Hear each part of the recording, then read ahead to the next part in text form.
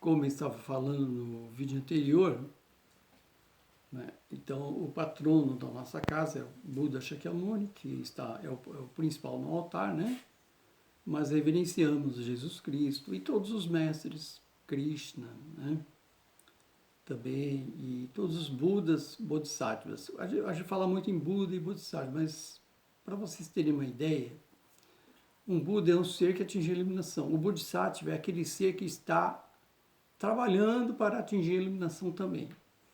Seria, fazendo uma analogia, assim, por exemplo, para o cristianismo existe Jesus Cristo, que é um ser iluminado, né? Existem todos aqueles santos, príncipes da Igreja Católica, que se fala, aqueles homens santos, né? Que estão trabalhando para se tornarem também seres iluminados. Então, os santos da Igreja Católica são considerados também bodhisattvas, porque foram seres também que estavam, né, discípulos fiéis de Jesus Cristo, né, que já tinha algum grau de pureza, de perfeição, isso, mas ainda eram seres humanos, mas que pelos seus feitos também, com certeza, estão próximos, ou até alguns já atingiram a própria iluminação. Por isso que diz, no budismo se falam Budas e Bodhisattvas, né? Que seriam seres iluminados e as que eles estão no processo de atingir a iluminação, né? Logicamente, os Bodhisattvas já estão no nível bem acima do nosso nível humano, né? A gente tem a nossa aspiração, né? Todos nós queremos nos tornar seres melhores, com mais virtudes, mas a gente tem que eliminar muitos dos nossos defeitos, né? Que são típicos do ser humano, né? Mas é o caminho. Tornar-se um bodhisattva, um amigo do mundo, também o bodhisattva é considerado um amigo do mundo, é aquele ser que ele começa a se desprender das coisas pessoais, de ansiar por coisas para si mesmo, e pensa mais em nível que? Em nível coletivo de virtude, de uma maneira bondosa e virtuosa, né? Ou seja, de querer beneficiar todas as pessoas, todos os seres, né? O leque, abre o leque, o seu coração é um coração maior. Tivemos vários exemplos durante a história da humanidade, seres tanto do Oriente quanto do Ocidente que têm essa postura, né? Por exemplo, acho que já citei outras vezes, mas só para relembrar, Chico Xavier, né? Madre Teresa de Calcutá, Gandhi, né? E muitos outros seres do passado também, que se tornaram santos até pela Igreja Católica, pelo seu trabalho, São Francisco, Santo Agostinho, né? Dentro da linhagem cristã, e muitos mestres também da linhagem budista também, Atisha, Lama Tsongkhapa, né? Vários outros mestres também que também são discípulos, fortes discípulos, que estavam no caminho da iluminação, mas já num patamar até muito mais elevado que nós humanos. Mas o interessante é que existe toda uma hierarquia espiritual, né? Porque para a gente contatar diretamente com o Buda, a gente não tem preparo, mas eles mandam os seres iluminados, tem os seus intermediários que fazem essa interlocução. Quem são? São aqueles mestres, são aqueles seres que podem ser pastores, podem ser padres ou monges, né? Que também estão naquele processo, também estão mais dedicados a isso, aquilo, apesar de que todos eles ainda são seres humanos, estão sujeitos a algumas imperfeições, como a gente sabe, mas muitos também já estão muito avançados, né? Mas também não deixam de ser, durante um processo ritual, dentro de uma casa qualquer que seja, são representantes dos seres sagrados que estão nos planos mais sutis. É a forma dos planos sutis, dos seres mais elevados, se comunicar com a gente. Eles precisam de nós, apesar das nossas falhas, apesar das nossas defeitos, né, de personalidade, às vezes até de conduta que pode acontecer, mas isso não desmerece o trabalho de muitas e muitas outras pessoas, tá? Então é para a gente ter uma ideia de como é que funciona esse daqui. Eu fiz esse parênteses, né? Então, nessa preparação, logo depois que os médios estão postados, existe mudra, que é o mudra assim, né? Que a gente faz na corrente, que esse mudra é um mudra importante, que é um mudra para equilibrar nossas chakras, nossos meridianos, né?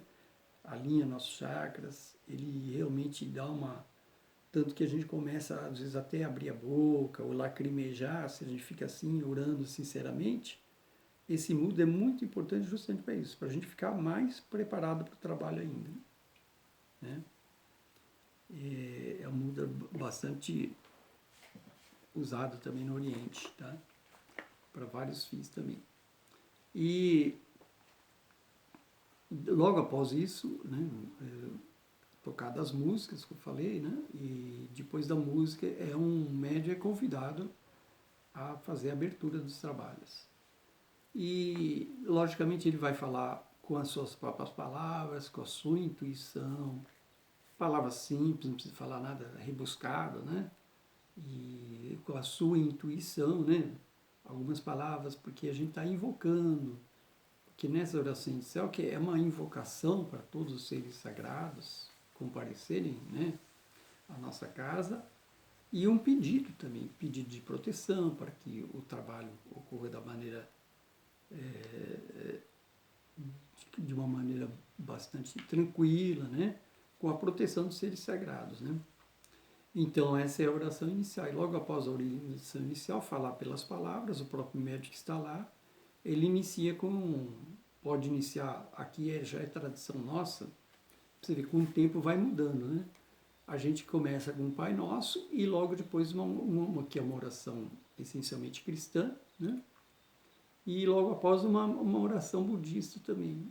Isso, a pessoa que vem, o visitante, ele já vê essa,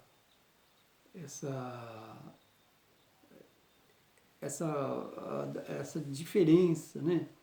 Essa coisa diferente que é o Templo do Saber, que é uma assim, porque a gente reverencia todos os grandes mestres, então principalmente Jesus Cristo e Buda, né? Que Buda representa não só ele como Buda Shakyamuni, como Krishna e outros grandes mestres do Oriente. Assim como Cristo, também Jesus Cristo representa Jesus Cristo, representa todas as tradições dos profetas da Bíblia, as religiões adâmicas, que vamos dizer assim, o que seria o judaísmo, o cristianismo, o islamismo, né? As grandes religiões, estamos dizendo assim. Então, é uma reverência a todos esses grandes mestres, né? E no principal do altar, como eu já falei, é Buda Shakyamuni, né? E logo depois da oração inicial, então o importante é a gente, nesse ponto, a gente já está muito mais, assim, concentrados, né? A nossa energia já está, as energias já estão fluindo. A gente está falando o que acontece no nosso nível, no nosso plano, né? Logicamente, enquanto isso, a gente já invocou as entidades, né? Depois vai haver outras invocações também, mas justamente a gente já invocou inicialmente toda a diretoria espiritual da casa, que é importante falar. Depois o presidente, o dirigente da casa também, ele toma a palavra alguns minutinhos para complementar na invocação, invocando também a diretoria espiritual, os mentores da casa, né? E todos os seres, os guias e protetores, quer dizer, para criar todo esse ambiente de conexão, né? Assim como a gente também, quando quer conversar com um parente, com quem quer seja, a gente tem que entrar em contato por algum instrumento. Logicamente, aqui para nós, o instrumento é um aparelho celular hoje em dia, né? E a gente, para conectar com todos esses seres, a gente tem que pedir autorização, entrar em sintonia de mente, né?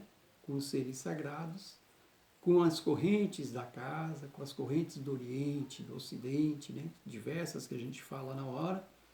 Mas isso é importante. Tudo isso ainda é a fase de preparação dos trabalhos, né?